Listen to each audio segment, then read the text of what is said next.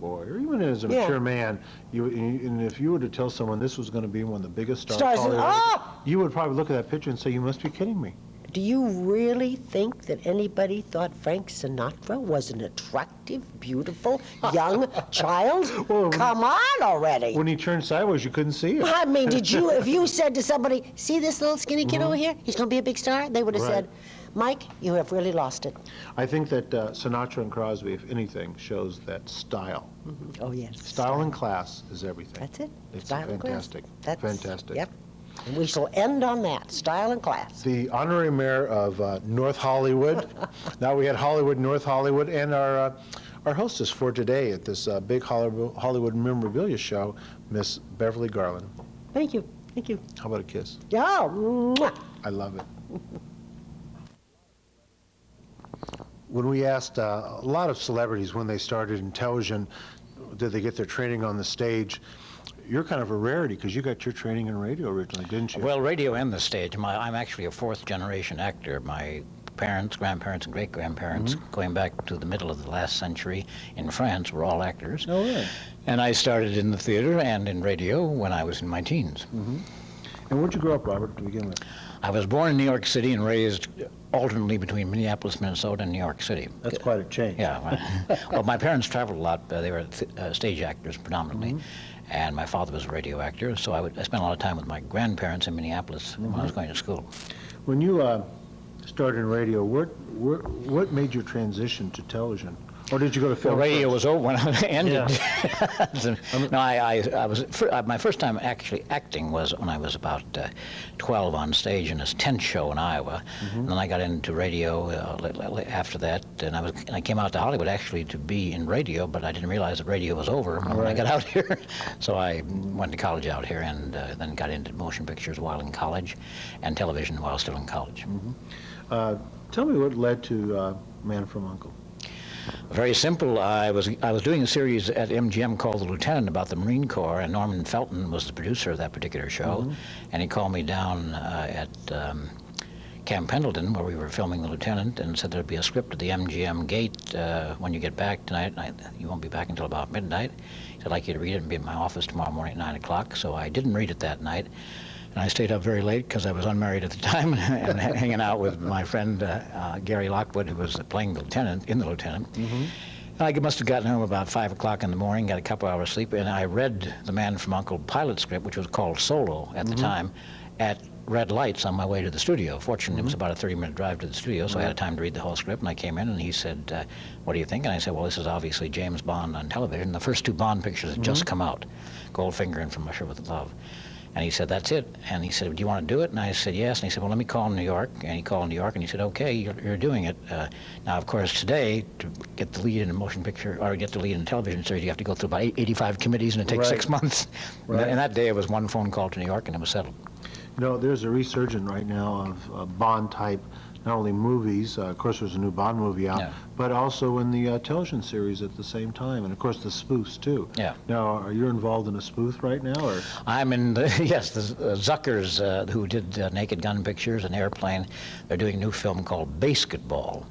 It's a combination of basketball and baseball, and I'm in that along with Ernie Borgnine and Jenny McCarthy, from MTV, and a girl named Yasmine Bleeth, I think that's how you pronounce it. She's from Baywatch, and then the two guys whose names I can't think of right at the moment, who are the star of Park South or South Park on the Comedy Channel, and they have the principal roles in Basketball.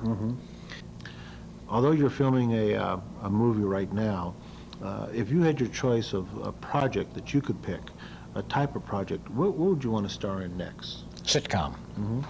Situation comedy, yeah. The hours are good, very short hours, and if you got a successful one like Seinfeld, the pay is wonderful. It's kind of funny because with Seinfeld going off, the more popular ones that are available right now, they're getting big pay increases because of the loss of football and Steinfeld. They really need the product. That's right. With the real resurgence of cable and all the channels that are there today, it's amazing the need of product. And what we're seeing with all this need of product it can't be fulfilled. Quality can't be fulfilled. So do you realize that even your series, and I say even your series because you had a very popular series, how many times that's being played around the world Oh, I on know. cable? It's been well. Ted Turner owns it now, Right. so everything that Ted Turner has a hand in, it's playing on one of his channels somewhere That- in the world that's at all right. times. Yeah. You know, it's created a new fan base for your show. Yeah.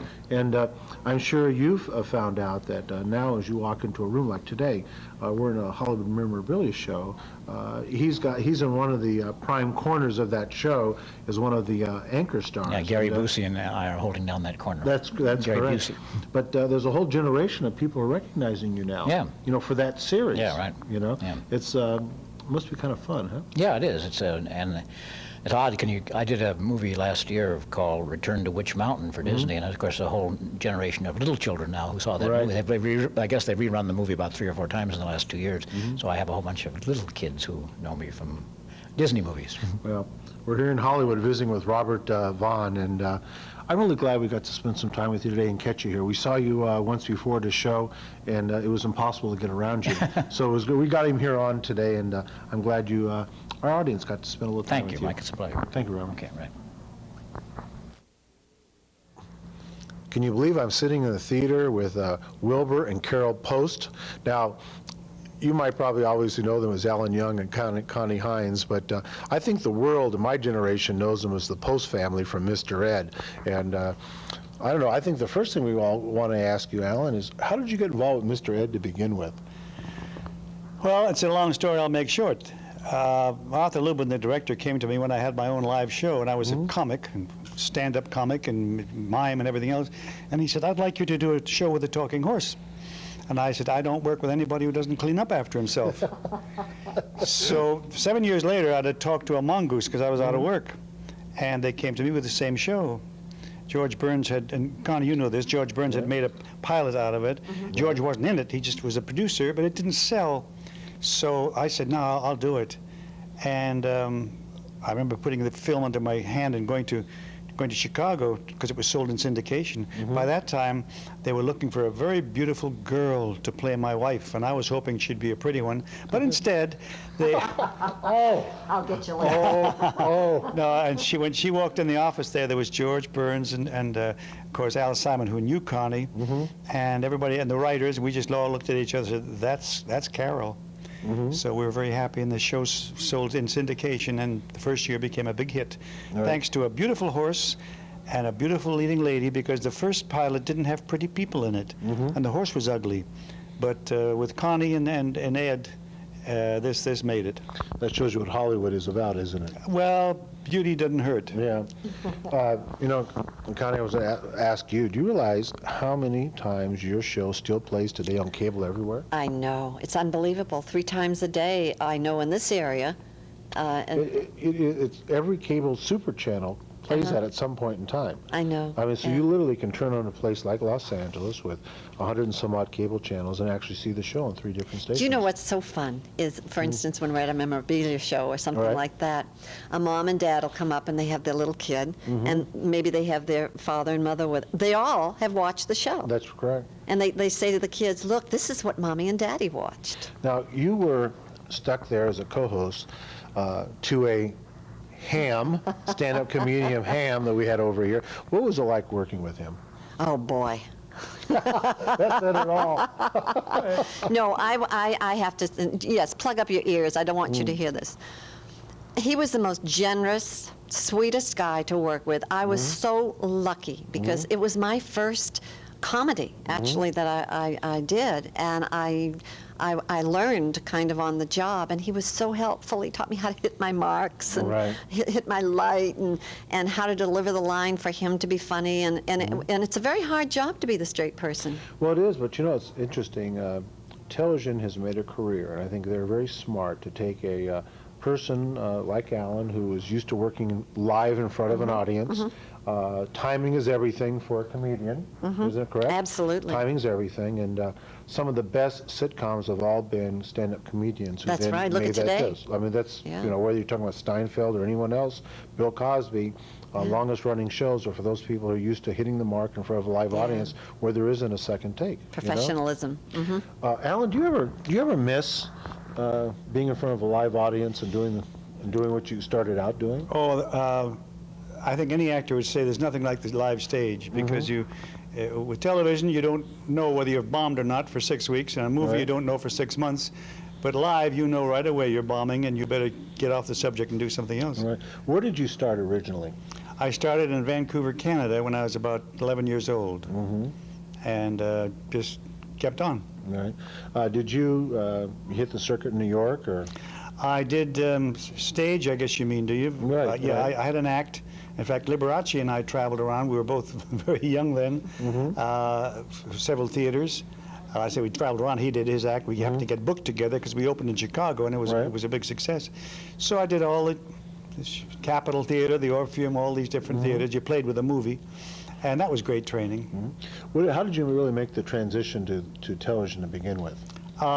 I wasn't working in radio. I had a radio show, and it didn't do too well. They kept saying, Alan, the thing is, you should be on television. Radio, you're not good for radio. So I couldn't Right. wait for television. And I got into it in 1950, which was a pleasure. It must have been. Tell me about working with Lee Liberace. Well, he was a very nice man. He was just very, very kind and very lovely. And I was the star of the show. That's how big he was then. But he took over pretty soon, and pretty soon they were coming to see Lee. You didn't know how to dress, huh? He didn't dress like that then. He wore a tuxedo, tails. Right. But he was very modest, very humble, and very cooperative. A good guy. Right. Carol, you just got back yourself. You did a little small thing for Animal Reserve. And Yes, yes. My husband and I kind of retired down to Laguna, Dana Point. Right. And I hosted a little show, a pet show called Arf Place, where I interviewed veterinarians and animal behaviorists, and then we'd bring in all our little adoptees. Right. And it was wonderful. It was Good. so fun. Of course, my house now is full of animals that I couldn't bear to part with. Well, we have here now a show, Mr. Ed, that really has spanned 3 generations. Really, 3 generations. That the show is just as popular today in cable as it was in the first run, and We're it's first great. in China. You're first in China? I was just going to Really? say that. I went to my delicatessen the other day, about 3 days ago, and the gentleman behind the counter, he was Oriental. I don't know what city, but he said, "I know you." And I said, "Well, thank you." He said, "You are #1 in China." Isn't that scary? I know. It's great. I mean, really, think about it. The whole Yeah. world is open up to this, Yeah. and like I said, 3 generations have watched you, and now the funny part is, a young child looks at that and they think you're really first run. And when their parent or grandparent says this was like 30 years ago, Yeah. this is a hard time for a child to realize, because you know something, the humor is as good today as it was then. Well, it's clean. Yeah. That's the big thing. You know, it was very clean, it was family orientated, and I think that's why probably, I know on the memorabilia show, people walk by and they look at these 2 faces, and you get the smile on your face because they know exactly who you are. And you know, it's funny, they obviously recognize Alan. All of a sudden, look around, they see you, and it's like both of them together. You know, it's Yeah, almost like and you look at it, it's almost like you're a married couple. I mean, it's so cute. So you have to put up with him too, right? I know. Well, a lot of people think we are married. I mean, in real life, it's really funny Yeah. because we have to explain, no, we're not married in real life. That's why we get along so well. Probably so. Well, we're in the theater. We're getting ready to watch a couple of reruns of Mr. Ed, so we're going to put down the microphone and turn on the projector. Well, I hope you enjoyed the show. Starting out with Johnny Grant, the mayor of Hollywood, and going on to Beverly Garland, the mayor of North Hollywood. I mean, we had all the dignitaries here from the surrounding studio areas. I hope you saw that montage. Boy, 100 stars inside that room, and we had time to bring some out here for you, and we really enjoyed it. And if you wait, next week we'll have another set of stars from this party, and I think we'll probably do 2 or 3 shows because we had so many stars and a lot of interviews. So stay tuned to next week, and you'll be on the Town with Mike Farah.